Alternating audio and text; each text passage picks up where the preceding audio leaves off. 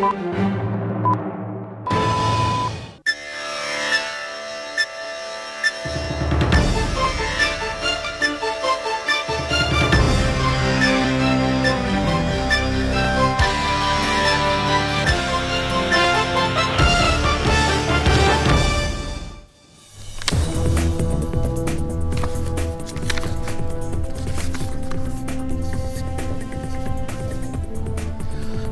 আলাইকুম।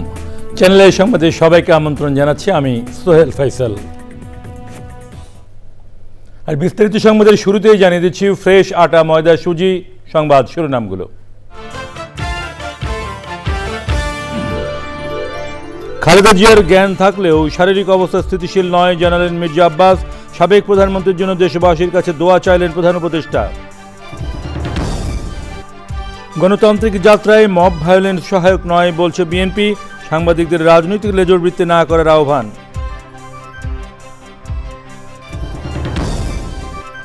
যে কোনো ভুলের জন্য বারবার ক্ষমা চাইবেন বললেন জামায়াত আমির। জনপ্রত্যাশা পূরণে সব রাজনৈতিক দলকে ঐক্যবদ্ধভাবে কাজ করার পরামর্শ। এবং উচ্চ মূল্যের ফল ফসল উৎপাদনে যুক্ত হচ্ছেন অনেক তরুণ উদ্যোক্তা। নতুন প্রযুক্তি, পরিশ্রম আর সাহসিকতায় কৃষির চেহারা বদলে গড়ে তুলছেন সাফল্যের দৃষ্টান্ত।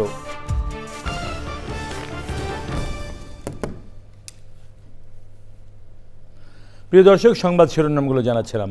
এখনকার এই সংবাদ আয়োজনে একই সঙ্গে চ্যানেলের ইউটিউব চ্যানেলে এবং চ্যানেলের ওটিটি প্ল্যাটফর্ম আই স্ক্রিনে লাইভ স্ট্রিম হচ্ছে। যাচ্ছি বিস্তারিত সংবাদে। সংকটাপন্ন অবস্থায় কাটেনি সাবেক প্রধানমন্ত্রী ও বিএনপি চেয়ারপারসন বেগম খালেদা জিয়ার। দলের নেতারা জানিয়েছেন তার জ্ঞান রয়েছে, তিনি নিবিড় পর্যবেক্ষণে আছেন, প্রয়োজন বুঝে চিকিৎসা দেয়া হচ্ছে। খালেদা জিয়ার সুস্থতার জন্য দেশবাসীর কাছে দোয়া চাওয়া হয়েছে। নাজিব বেগের রিপোর্ট। গত রোববার শ্বাসকষ্ট দেখা দিলে দ্রুত রাজধানীর এভারকেয়ার হাসপাতালে নেওয়া হয় সাবেক প্রধানমন্ত্রী ও বিএনপি চেয়ারপারসন খালেদা জিয়াকে। চিকিৎসকরা জানান খালেদা জিয়ার হৃদযন্ত্র এবং ফুসফুসে সংক্রমণ দেখা দিয়েছে। দল থেকে বলা হয় সংকটাপন্ন অবস্থা খালেদা জিয়ার। শুক্রবার রাতে হাসপাতালের সামনে ভিড় করেন উদ্বিগ্ন নেতাকর্মীরা। বেগম জিয়ার খোঁজ নিতে আসেন আইন উপদেষ্টা আসিফ নজরুল। পরে সামাজিক যোগাযোগ মাধ্যমে তিনি জানান অবস্থা ভালো নেই বেগম জিয়ার। হাসপাতালে আসতে থাকেন বিএনপির সিনিয়র নেতারাও। কথা বলেন বেগম জিয়ার শারীরিক অবস্থা নিয়েও। আমার কাছে আমি পার্সোনালি মনে করতেছি যে এই মুহূর্তে উনি স্টেবল নন। আরও একটু ইমপ্রুভ চিকিৎসা পেলে হয়তো ভালো হবেন, ভালো থাকতে পারেন। তো উনি আমাদেরকে চিনতে পেরেছেন এবং আমরা সালাম দিয়েছি, তার রিপ্লাইও দিয়েছেন। তাকে নিবিড় পর্যবেক্ষণে রাখা হয়েছে এবং প্রতিনিয়ত তার বিভিন্ন যে প্যারামিটারগুলো সেগুলো তারা স্টাডি করছেন এবং সেই অনুযায়ী তারা ব্যবস্থা নিচ্ছেন।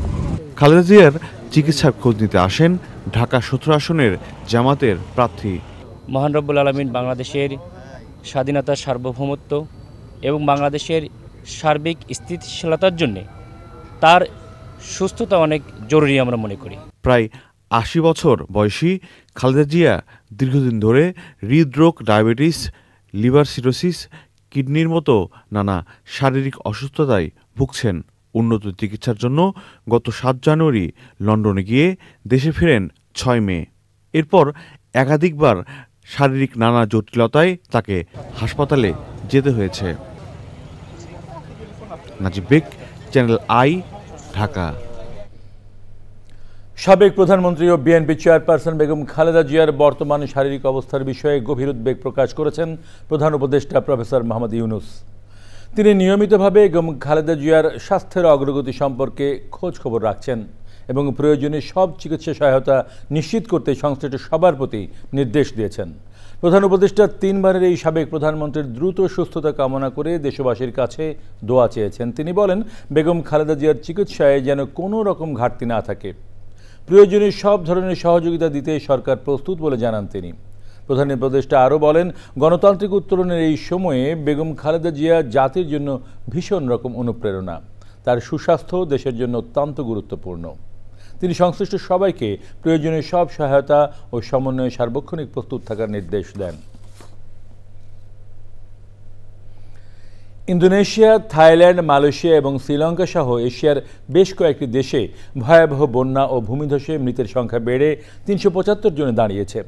এছাড়া এই বন্যায় এখনও অনেকে নিখোঁজ রয়েছেন, তাদের খোঁজে কাজ অব্যাহত রয়েছে।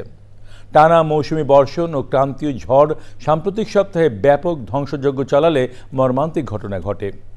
বিস্তারিত সুব্রত গাইনের রিপোর্টে। এশিয়া অঞ্চলে বন্যা ও ভূমিধস সবচেয়ে ভয়াবহ রূপ নিয়েছে ইন্দোনেশিয়ার পশ্চিম সুমিত্রা এলাকায়। দেশটির জাতীয় দুর্যোগ ব্যবস্থাপনা সংস্থা BNPB জানিয়েছে, শুক্রবার পর্যন্ত মৃত্যু ১৫০ শতাধিক ছাড়িয়েছে। নিখোঁজ রয়েছেন অন্তত ৮০ জনের মতো। ক্ষতিগ্রস্ত হাজারো পরিবার ঘরছাড়া হয়ে আশ্রয়কেন্দ্রে রয়েছেন। ভয়াবহ পানির কারণে বেশ কিছু এলাকায় এখনও উদ্ধারকর্মীরা পৌঁছাতে পারেনি। স্থানীয় বাসিন্দারা জানিয়েছেন, খাবার ও পানি শেষ হয়ে গেছে। বহু এলাকায় মোবাইল নেটওয়ার্ক ও বিদ্যুৎ বিচ্ছিন্ন। ভূমিধসের কারণে প্রধান সড়কে যান চলাচল বন্ধ রয়েছে। থাইল্যান্ডের দক্ষিণাঞ্চলে বন্যায় এখন পর্যন্ত মারা গেছে প্রায় ১৫০ জন। সরকারি হিসেবে ক্ষতিগ্রস্ত ৩৫ লাখ মানুষ। কিছু শহরে বৃষ্টি থামলেও রাস্তায় এখনও হাঁটু সমান পানি। বহু পরিবার বিদ্যুৎহীন রয়েছেন। মালয়েশিয়ায় ভারী বৃষ্টির শঙ্কা এখনও রয়ে গেছে। সাগর উত্তাল থাকায় ছোট নৌকা চলাচলে নিষেধাজ্ঞা জারি করা হয়েছে। দেশটির পররাষ্ট্র মন্ত্রণালয় জানিয়েছে, থাইল্যান্ডের বন্যা কবলিত হোটেল থেকে প্রায় ১৫০০ মালয়েশিয়ানকে উদ্ধার করা হয়েছে। আরও ৩ শতাধিক আটকে আছে, যাদের উদ্ধারে কাজ চলছে। শ্রীলঙ্কায় ঘূর্ণিঝড় ও ভারী বর্ষণে ৫০ জনের বেশি মানুষের মৃত্যু হয়েছে। পাহাড়ি ঢলে বহু অঞ্চল বিচ্ছিন্ন হয়ে পড়েছে। ক্ষতিগ্রস্ত এলাকায় উদ্ধার অভিযান চলছে। ক্রান্তীয় ঝড় ও দুর্যোগপূর্ণ আবহাওয়ার কারণে এশিয়ার বিস্তীর্ণ অঞ্চল এখনও ঝুঁকিতে। পরিস্থিতি স্বাভাবিক হতে আরও সময় লাগবে বলে আশঙ্কা করছে স্থানীয় প্রশাসন। Subrata Gain, Channel i. এবার জাতীয় সংসদ নির্বাচন ২০২৬।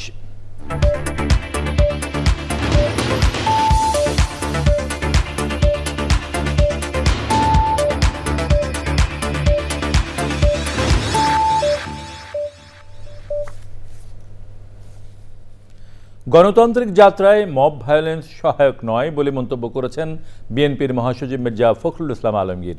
বলেছেন, সাংবাদিকদের রাজনৈতিক লেজুর ভিত্তিক করা উচিত নয়।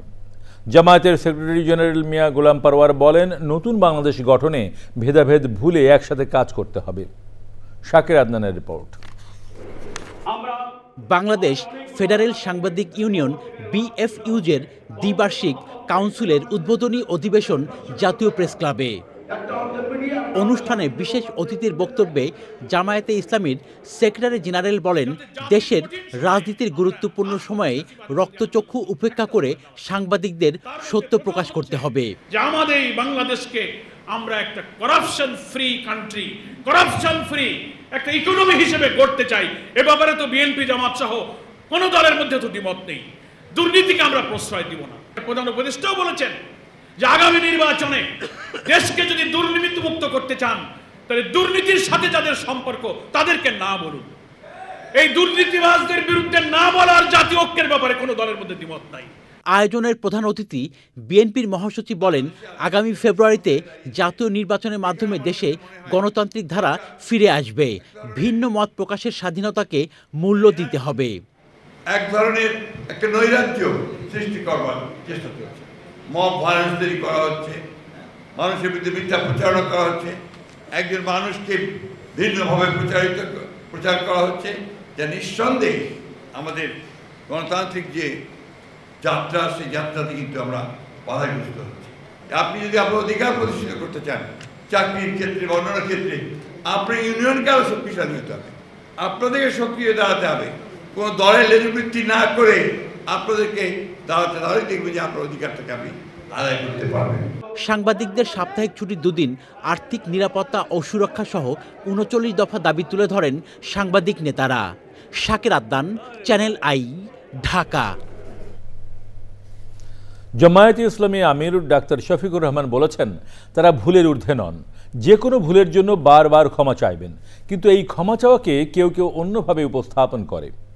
তৃতীয়বারের মতো বাংলাদেশ জামায়াতে ইসলামের আমির হিসেবে শপথ নিয়ে তিনি এসব বলেন। এ সময় জনপ্রত্যাশা পূরণে সব রাজনৈতিক দলকে ঐক্যবদ্ধভাবে কাজ করার আহ্বান জানান শফিকুর রহমান। তাহমিল ইসলামের রিপোর্ট। তৃতীয়বারের মতো বাংলাদেশ জামায়াত ইসলামীর আমির হিসাবে শপথ নিলেন ডাক্তার শফিকুর রহমান। ওয়াদা পালনের আমাকে ওয়াদা পালনের তৌফিক দান করুন। আমিন আমিন সুম্মা আমিন। শপথ অনুষ্ঠানে ছিলেন সারা দেশ থেকে আসা জামাতের শীর্ষ নেতৃবৃন্দ। এছাড়াও ছিলেন ফ্যাসিবাদ বিরোধী বিভিন্ন রাজনৈতিক দলের নেতারা। শপথ অনুষ্ঠান শেষে বিভিন্ন ইস্যুতে কথা বলেন ডাক্তার শফিকুর রহমান। যদিও বাংলাদেশ জামাত ইসলামী সবসময় চেষ্টা করে এসে জনগণের কল্যাণে চিন্তা করার, পরিকল্পনা নেওয়ার এবং কর্মসূচি গ্রহণ করার, তারপরেও তো আমরা মানুষের সংগঠন। ভুল ত্রুটির ঊর্ধ্বে আমার মুঠেই নয়, আমাদের ধারাও ভুল ত্রুটি হয়ে যায়। আমরা প্রিয় জাতির কাছে বারবার এই ভুলের জন্য ক্ষমা চাইতেই থাকব। একদল মানুষ আমাদের এই ক্ষমা চাওয়াকে পছন্দ করেন না। ফেব্রুয়ারিতে সুষ্ঠু নির্বাচনের জন্য ভোটারদের প্রতি শ্রদ্ধাশীল হতে সব রাজনৈতিক দলের প্রতি আহ্বান জানান জামাতের আমির। আগামী ফেব্রুয়ারিতে নির্বাচন হওয়ার কথা। আল্লাহ তাআলার দরবারে দোয়া করি, বহুদিনের পিপাসার্থ এদেশের জনগণকে, ভোটারকে আল্লাহ তাআলা তার বিশেষ ব্যবস্থাপনায় সীমাহীন দয়া করে একটা সুষ্ঠু নির্বাচনের জন্য ব্যবস্থা করে দেন। এবং এই ক্ষেত্রে আমরা যারা রাজনৈতিক দলগুলো আছি, দলের স্বার্থকে না দেখে জনগণের ভোটের প্রতি শ্রদ্ধা নিবেদন করে আমরা যেন খোলা অন্তরে আগামীর রাজনীতি করতে পারি। আল্লাহ যেন এই তৌফিক দান করেন। এ সময় তিনি ৪৭, ৫২, ৭১ এবং ২৪-এর প্রাণ উৎসর্গকারী শহীদদের স্মরণ করেন। তাফহিমুল ইসলাম, চ্যানেল আই, ঢাকা। ভোট নিয়ে আলোচনা এখন সারা দেশে। নানান বয়সী, নানান পেশার মানুষ নির্বাচন নিয়ে কী ভাবছেন সেটা জানতে সারা দেশে ঘুরে বেড়াচ্ছে চ্যানেল আইয়ের ক্যামেরা। আজ জানবো নির্বাচনকে ঘিরে নওগাঁর ৬টি আসনের ভোটারদের কথা। আমরা সামনের নির্বাচনে আমরা এমন একজন প্রার্থীকে দেখতে চাই যিনি প্রভাব মুক্ত এবং যিনি কখনোই কোনো দুর্নীতির সাথে যুক্ত নয় এবং নিরাপদে সাধারণ জনগণ ওনার কাছে যাইতে পারে এবং ওনার প্রতি যেন আমরা সেবা পাইতে পারি, এইরকম মানুষকে আমরা প্রার্থী হিসাবে দেখতে চাই। একটা সুষ্ঠু নির্বাচনের মাধ্যমে একটা গণতান্ত্রিক সরকার এই দেশে প্রতিষ্ঠিত হোক, তারা জনমানুষের ভাগ্য পরিবর্তনে, এই দেশের উন্নয়নে তারা কাজ করবে। আমাদের প্রত্যাশা থাকবে বর্তমান অন্তর্বর্তীকালীন সরকারের কাছে একটি নিরপেক্ষ, গ্রহণযোগ্যমূলক এবং অংশগ্রহণমূলক নির্বাচন আমাদের বাংলাদেশের জনগণকে উপহার দিবেন। আমরা তরুণ সমাজ হিসেবে এটাই দাবি জানাই। আমরাও বিশ্বাস করি যে সেই ৩৬ জুলাই আন্দোলনকে ধারণ করে সরকারও রয়েছে এবং সেই দিক থেকে আমরা বিশ্বাস করি যে আগামী নির্বাচন নিঃসন্দেহে একটি ফেয়ার নির্বাচন হবে এবং সেখানে যোগ্য নেতৃত্বই বেরিয়ে আসবে, এটি আমাদের প্রত্যাশা। একটা সুষ্ঠু সার্বভৌম দেশ গঠন করার ক্ষেত্রে একটা সুষ্ঠু নির্বাচন অবশ্যই প্রয়োজন।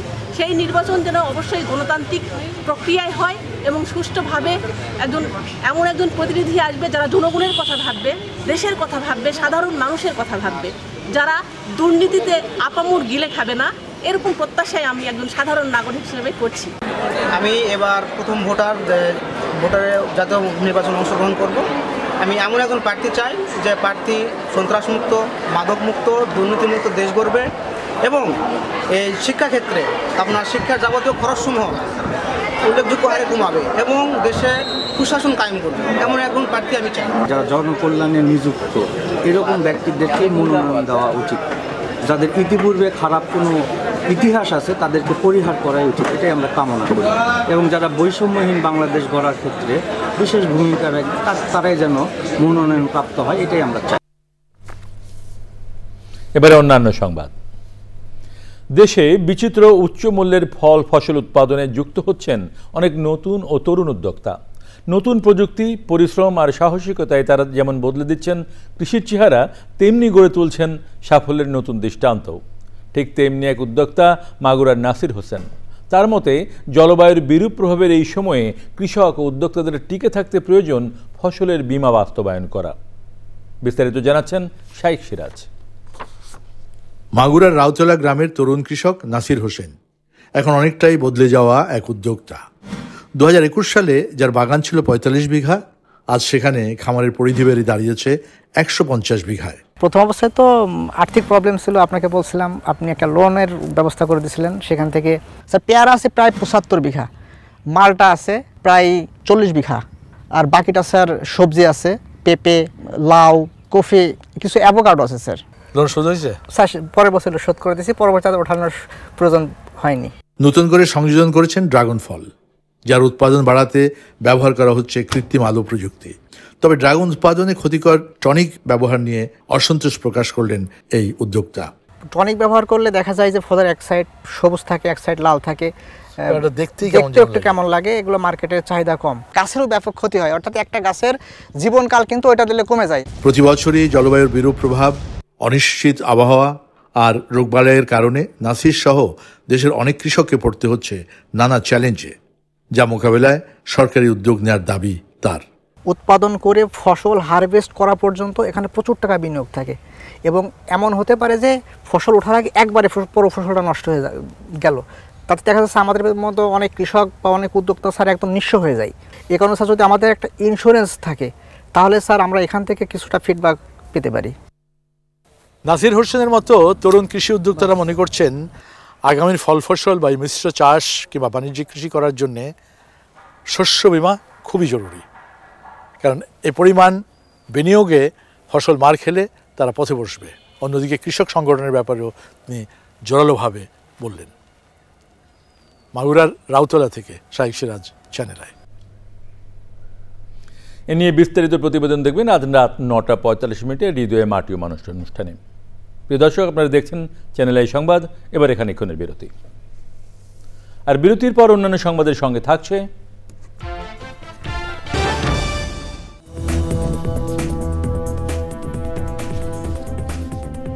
সংবাদে আবারও আমন্ত্রণ। হংকংয়ে বহুতল আবাসিক ভবনে ভয়াবহ অগ্নিকাণ্ডে এখন পর্যন্ত 128 জনের মৃত্যুর খবর পাওয়া গেছে। আহত হয়েছেন আরও 79 জন এবং বহু মানুষ এখনও নিখোঁজ। আবাসিক টাওয়ারে আগুন দ্রুত ছড়িয়ে পড়ার কারণ হিসেবে বাইরে লাগানো দাহ্য পলিস্টাইরিন ও নির্মাণের নিরাপত্তা জালকে দায়ী করেছে কর্তৃপক্ষ। আগুন ছড়িয়ে পড়ার ঘটনায় প্রাথমিকভাবে 3 জনকে গ্রেপ্তার করা হয়। ভবনের সংস্কার কাজে দুর্নীতির অভিযোগে 8 জন প্রকৌশলী ও ঠিকাদারকে আটক করেছে দুর্নীতি দমন কমিশন। এছাড়া এখনও 89টি মরদেহ শনাক্ত হয়নি এবং 16টি মরদেহ ভবনের ভেতরেই রয়েছে বলে জানা গেছে। যোগাযোগ ব্যবস্থা ব্যাহত হওয়ায় স্বজনদের ছবি দিয়ে নিখোঁজদের শনাক্ত করতে সহায়তার অনুরোধ জানিয়েছে কর্তৃপক্ষ। হংকং সরকার ইতোমধ্যে তদন্ত কমিটি গঠন করেছে। আগামী 3 থেকে 4 সপ্তাহের মধ্যে আগুনের প্রকৃত কারণ ও দায় নির্ধারণ করা হবে বলে জানিয়েছে কর্তৃপক্ষ। এবারে কৃষি সংবাদ।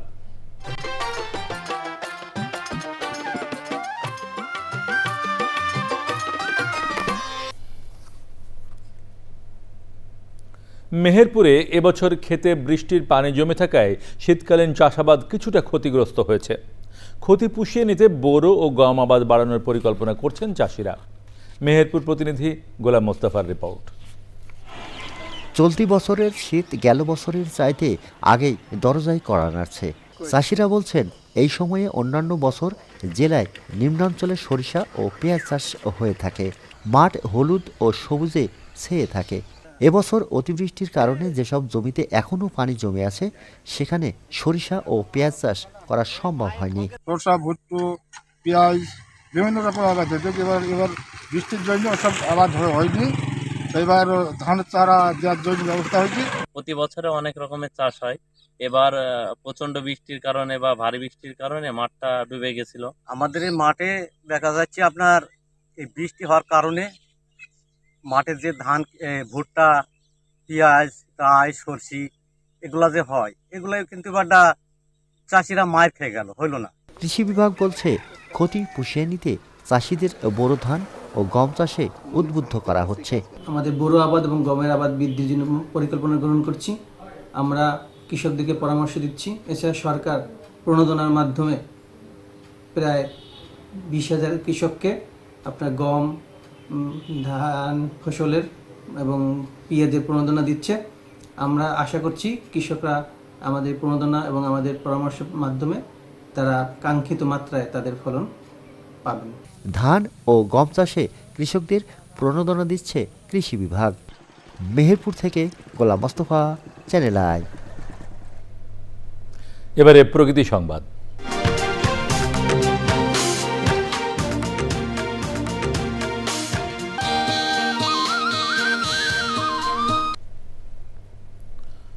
দখল, গাছ নিধন সহ বন খেকোদের দৌরাত্মে হুমকিতে ঢাকার ফুসফুস খ্যাত দেশের তৃতীয় বৃহত্তম মধুপুরের শালবন। এতে বনের আদি পরিবেশ ধ্বংসের পাশাপাশি হারিয়ে যাচ্ছে বন্যপ্রাণী। সংকট সমাধানে মধুপুর শালবন পুনরুদ্ধারে মহাপরিকল্পনা নিয়েছে বন বিভাগ। মুসলিম উদ্দিন আহমেদের রিপোর্ট। একসময় সবুজাভ জলুসে ভরা ছিল টাঙ্গাইলের মধুপুর শালবন। তবে কালের বিবর্তন আর মানুষের লোভে পৃথিবীর অন্যতম পত্রঝরা এই অরণ্য এখন অনেকটাই রুক্ষ, শুষ্ক, জীববৈচিত্র্যহীন।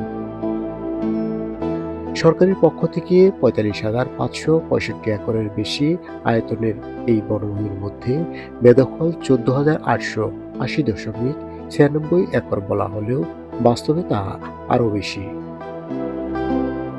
বিপন্ন মধুপুর শালবন রক্ষায় বনের সীমানা নির্ধারণ, বনে বসবাসকারীদের গৃহ জরিপ, শাল গাছ রোপণ, ইকোট্যুরিজম ও বনজীবীদের বিকল্প কর্মসংস্থানে ১৩,৬৬,৫০,০০০ টাকার প্রকল্প নিয়েছে বন বিভাগ। শালবন করলে আমাদের জনগণের লাভ হবে, এলাকার লাভ হবে, বাংলাদেশের লাভ হবে। আমরা অংশীদার হিসেবে এই প্লটেও আমরা অনেক আবাদ করতেছি।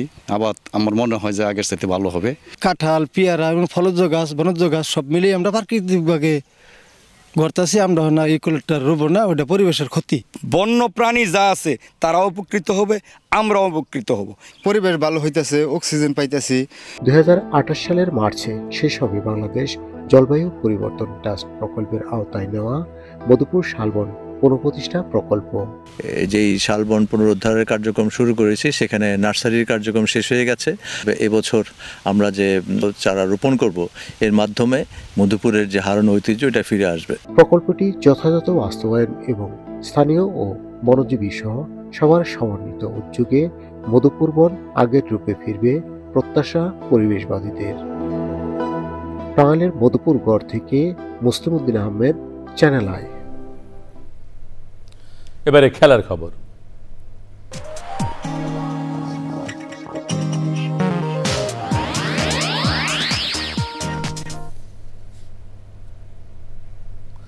তিন ম্যাচ সিরিজের দ্বিতীয় টি-20তে শনিবার মুখোমুখি হবে বাংলাদেশ ও আয়ারল্যান্ড।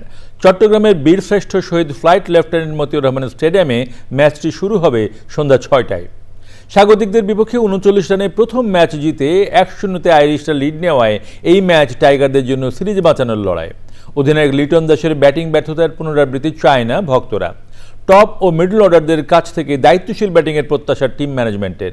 এর আগেও উইন্ডিজদের বিপক্ষে নিজেদের মাঠে হোয়াইট ওয়াশ হয়েছিল টিম টাইগার্স। 2026 টি-20 বিশ্বকাপের আগে চট্টগ্রামের টানা দ্বিতীয়বারের মতো সিরিজ হার এড়াতে মরিয়া স্বাগতিক বাংলাদেশ। ইনজুরির ধকল এড়াতে ম্যাচের আগের দিন আনুষ্ঠানিক কোনো অনুশীলন করেনি বাংলাদেশের ক্রিকেটাররা। চীনে এএফসি অনূর্ধ্ব-17 বাছাই টুর্নামেন্টে বাংলাদেশের জয়যাত্রা অব্যাহত রয়েছে। বাহরাইনকে 2-1 গোলে হারিয়েছে বাংলাদেশের যুবারা। বাংলাদেশের হয়ে বায়েজিদ ও মানিক একটি করে গোল করেছেন। এএফসি অনূর্ধ্ব-17 টুর্নামেন্ট বাছাইয়ের প্রতিটি গ্রুপ চ্যাম্পিয়ন আগামী বছর সৌদি আরবে মূল পর্বে খেলবে। এ গ্রুপে বাংলাদেশ 4 জয় শেষে 12 পয়েন্ট নিয়ে সবার উপরে আছে। একই গ্রুপে শ্রীলঙ্কাকে 8-0 গোলে উড়িয়ে স্বাগতিক চীন বাংলাদেশের সমান 12 পয়েন্ট নিয়ে তালিকার শীর্ষ রয়েছে। তাই 30 নভেম্বর বাংলাদেশ চীন দুই দলের ম্যাচটি গ্রুপের অঘোষিত ফাইনাল। স্বাগতিক চীনকে হারাতে পারলে পুরুষ বয়সভিত্তিক পর্যায়ে এশিয়ার শীর্ষ স্তরে খেলবে বাংলাদেশ।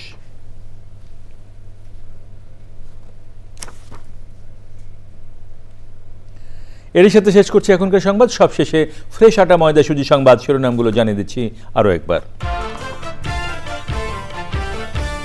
খালেদা জিয়ার জ্ঞান থাকলেও শারীরিক অবস্থা স্থিতিশীল নয় জানালেন মির্জা আব্বাস। সাবেক প্রধানমন্ত্রীর জন্য দেশবাসীর কাছে দোয়া চাইলেন প্রধান উপদেষ্টা। গণতান্ত্রিক যাত্রায় মব ভায়োলেন্স সহায়ক নয় বলেছে বিএনপি। সাংবাদিকদের রাজনৈতিক লেজুড়বৃত্তি না করার আহ্বান।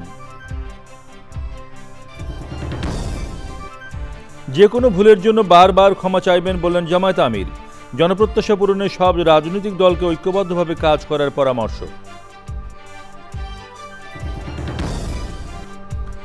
এবং উচ্চ মূল্যের ফসল উৎপাদনে যুক্ত হচ্ছেন অনেক তরুণ উদ্যোক্তা। নতুন প্রযুক্তি, পরিশ্রম আর সাহসিকতায় কৃষির চেহারা বদলে গড়ে তুলছেন সাফল্যের দৃষ্টান্ত।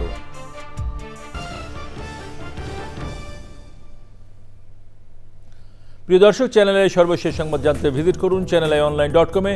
যুক্ত থাকুন আমাদের সোশ্যাল মিডিয়া প্ল্যাটফর্মগুলোর সাথে। আমাদের পরের সংবাদ দেখার আমন্ত্রণ রইল। সবাইকে ধন্যবাদ।